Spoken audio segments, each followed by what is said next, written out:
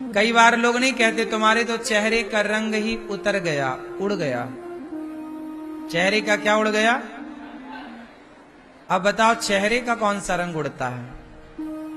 लेकिन आदमी परेशान हो जाए तो उसे भी रंग कहा जाता है। आपके चेहरे का रंग उड़ गया मतलब आप परेशान दिख रहे हैं, आप उदास दिख रहे हैं। क्या बात है ना? ऐसा हम सब व्यवहार में बातें करते हैं। चेहरे का रंग उड़ जाना मतलब सामने वाला परेशान है, उदास है। तो आपके जीवन के रंग कभी ना उड़े,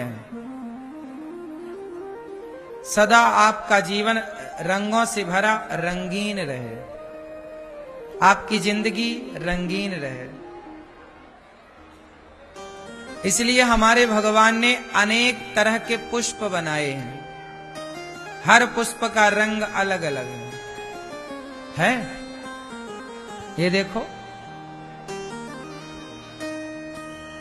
ये दोनों पुष्प भगवान ने बनाए हैं और दोनों का रंग भगवान ने अलग अलग बनाया। यदि एक ही रंग होता संसार में तो ये दुनिया कैसी होती? इसलिए भगवान ने दुनिया को रंगीन बनाया है, रंगों से भरा है।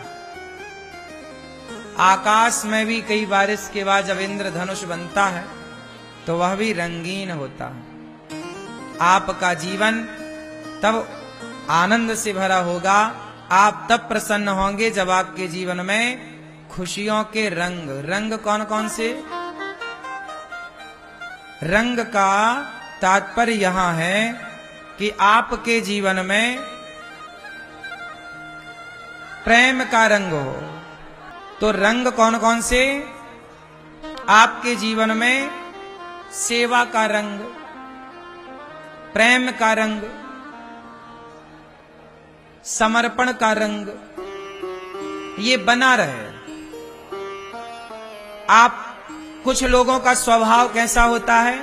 एक सा, हमेशा गुस्से में बात करेंगे, गुस्से में। कोई प्यार हंसने की बात होगी तो भी हंसेंगे नहीं। एक तरह का आदमी अच्छा नहीं लगता। जीवन में रंग होने चाहिए। कई लोग कहते महाराज जी हम नाचते नहीं हैं। क्यों नहीं नाचते? कभी नाचो, कभी गाओ, कभी हंसो, कभी रो। यही तो जीवन के रंग हैं। सब आना चाहिए। जीवन जिंदगी जैसे में खुशहाल हो। जिंदगी आप अपनी पत्नी के साथ, कई बार क्या होता है पत्नी को नाचना अच्छा लगता है पर पति बोले नहीं नहीं नहीं हम नाचते नहीं, हमसे नहीं आता। नहीं आता कोई बात नहीं, फिर भी आप उसके साथ थोड़ा उछल लो। ये भी तो एक रंग है, नहीं है?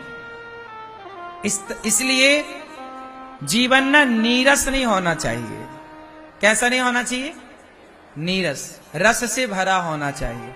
और रस से भरा क्या? कभी नाचो, जैसे होली आई तो नाचो। अब कुछ लोग क्या करते हैं, होली में घर में घुसे रहते हैं। नहीं नहीं हमारे कपड़े ना गंदे हो जाएं। नहीं नहीं साले, कपड़े तो रोज तुम्हें बदलना और पहनना है। ये साल भर का त्योहार है, एंजॉय करो, आनंद लो। घर में बैठ के भी क्या पाओगे? रोज तो घर पे बैठना है। इसलिए जीवन को रंगीन बनाओ, हर त्योहार को एंजॉय करो।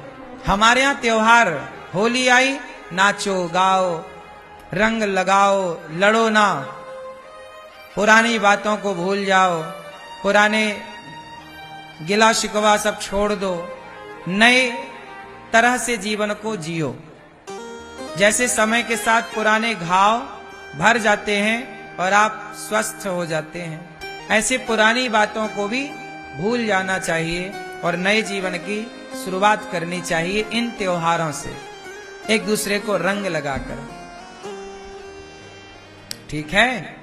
पति पत्नी को होली खेलनी चाहिए एक दूसरे के साथ, पिता पुत्र को होली खेलनी चाहिए एक दूसरे के साथ, माँ बेटे। होली खेलने से क्या होता है? पत्नी के साथ खेलोगे, बच्चों के साथ खेलोगे, माँ बाप के संग खेलोगे, क्या होगा? प्रेम बढ़ेगा। क्या होगा?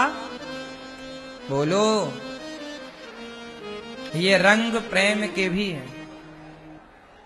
लेकिन आप लोगों को घर वालों के संग नहीं खेलना, पड़ोसन को ढूंढते फिरते हैं लोग। जेठालाल बबीता को ढूंढ रहा होगा,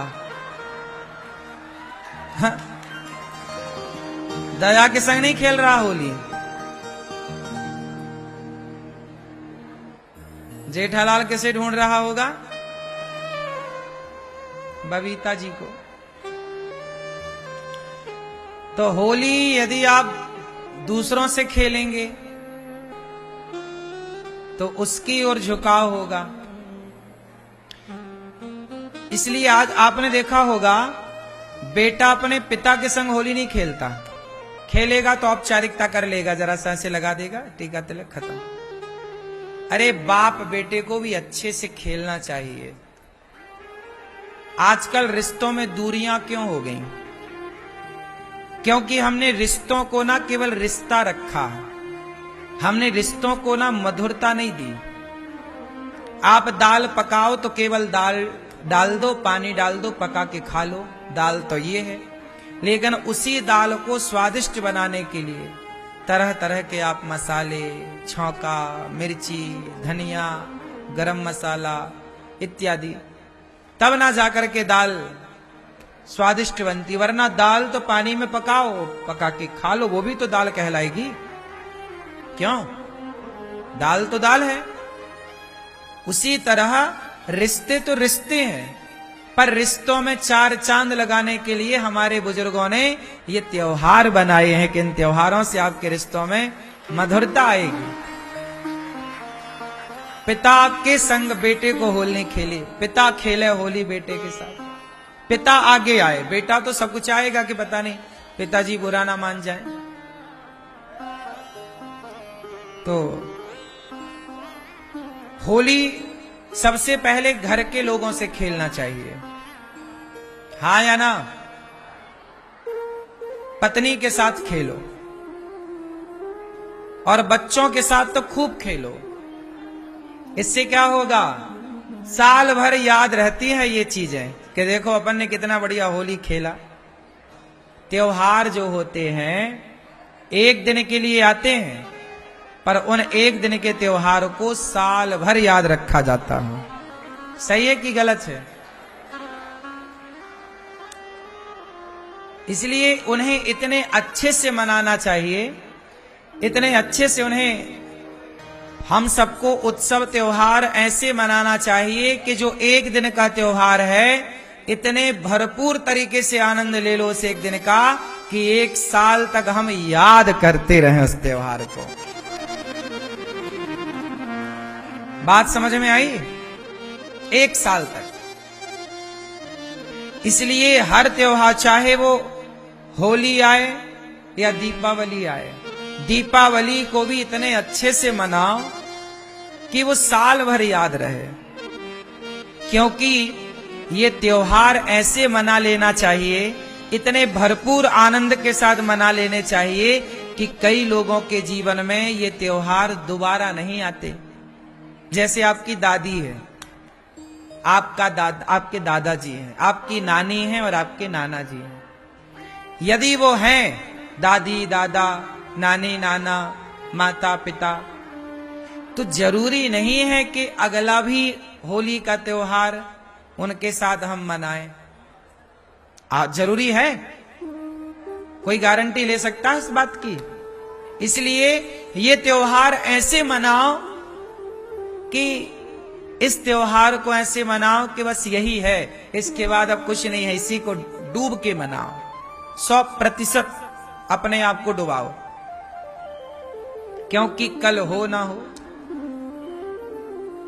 अगली होली, अगली दीपावली आएगी। त्योहार तो आएंगे, पर उस त्योहार में पता नहीं कौन रहे और कौन ना रहे। इसलिए खूब आनंद लेना चाहिए, सब कुछ आना नहीं चाहिए। और कोई भी त्योहार हो अपने परिवार के साथ अच्छे से मनाओ। सही है। कृष्ण जन्माष्टमी आए तो परिवार के साथ मंदिर में तैयारी करो, भगवान का भोग बनाओ, पूजा करो, साथ में सब लोग, और पूरा परिवार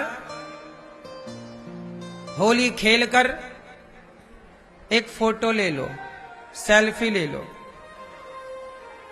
याद रहती है कि हाँ ये हमारे पिछले साल की होली थी, ये हमारे, क्योंकि साल ऐसे निकल जाते हैं चुटकियों में, पर यादों के रूप में तस्वीर रह जाती है कि देखो ये तस्वीर हमने, ये पिछले साल की होली थी, ये उसके पहले की थी।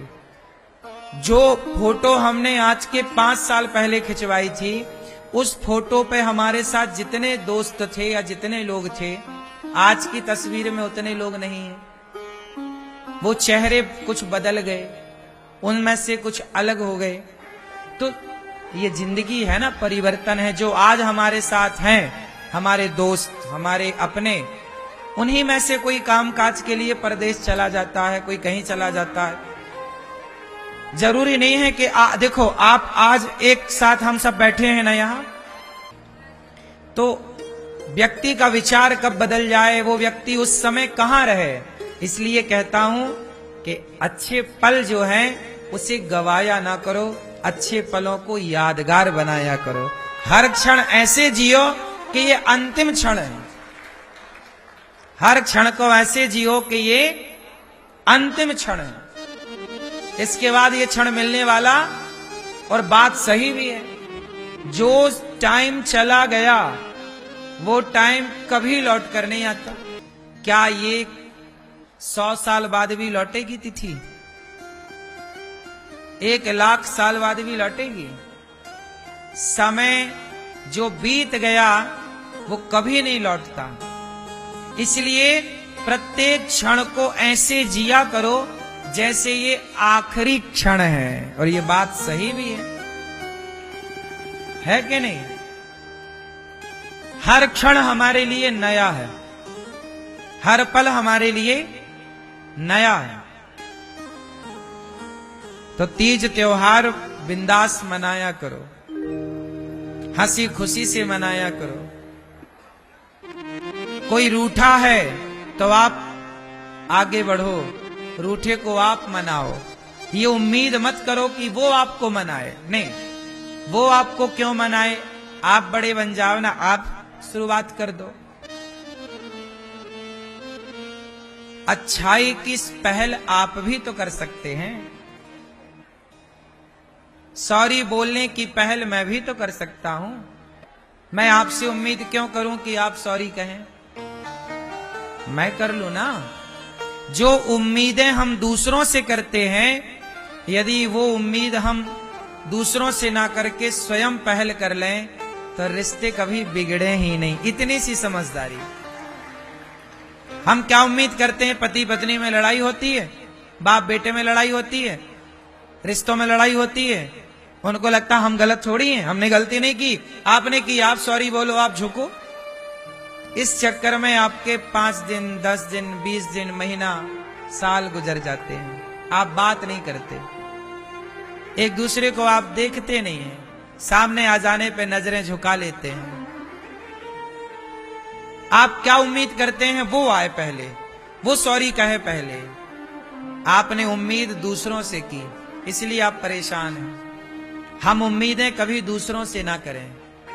हम भी तो ये काम कर सकते हैं जो उम्मीद दूसरों से है, इसलिए कभी दूसरों से उम्मीद नहीं करना चाहिए। आप खुद अपने को आगे बढ़ाओ हर अच्छे काम के लिए। बढ़ते जाओ, बढ़ते जाओ, बढ़ते जाओ। आप बड़े बनने की होड़ में ना आओ, छोटे बन जाओ।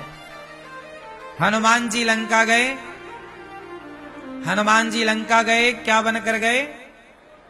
बोलो, बड़े बनकर गए। मैया, छोटे हनुमान जी लंका गए, क्या बनकर गए? अति लघु रूप पवन सुत लीन्हा। क्या बने हनुमान जी? हनुमान जी कैसे हैं? बड़े हैं। हनुमान जी कैसे हैं? बहुत बड़े। पर बड़े हनुमान जी जब काम करने चल रहे हैं तो छोटे बनकर जा रहे हैं। बड़ा कौन है? जो छोटा हो सकता है वही बड़ा हो सकता है। जो छोटा नहीं हो सकता वो बड़ा कभी नहीं हो सकता।